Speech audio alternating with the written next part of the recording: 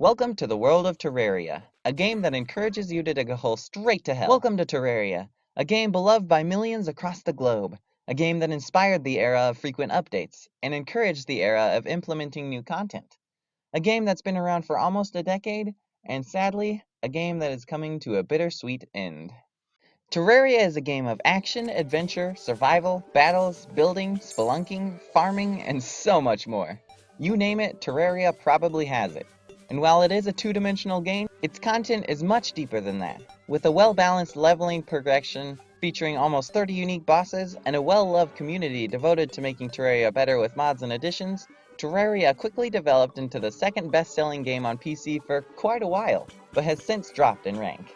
The Terraria community is filled with people who have devoted thousands of hours to this game that they know and love and have loved for years.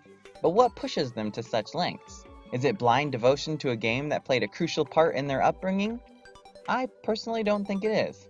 For many Terrarians out there, what pushes them to spend countless hours grinding away in-game is simply their desire to go deeper. To see the world, things dangerous to come to see behind walls, to draw closer, to find each other, and to feel. That is the purpose of life within Terraria.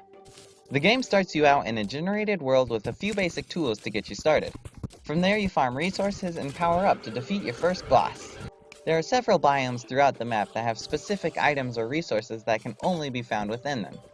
They are often crucial to the advancement of your gameplay, so it's fairly common to find a mob farm in a dozen or so places throughout your map. Whenever you get tired of farming mobs to battle your next calamity, you can always sit back and do some fishing, decorate your house, or simply build a new one. By completing specific goals such as defeating bosses or obtaining specific items, players like yourself attract non-player characters that you can shop from or learn from. After going a few rounds with the pre-hard mode bosses, the random guy you started out with, codenamed The Guide, must eventually be sacrificed to summon the Wall of Flesh, the precursor to the hard mode of Terraria.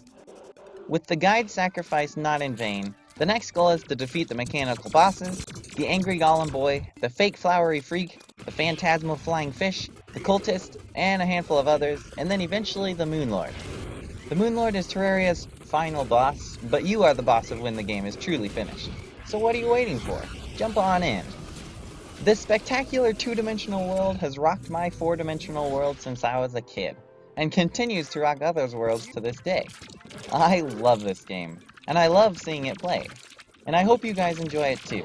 By the time this video gets released, Terraria 1.4 A Journey's End will have already been released, and while I may not be able to play it for a few weeks due to my busy schedule, I'm just as excited as the rest of you.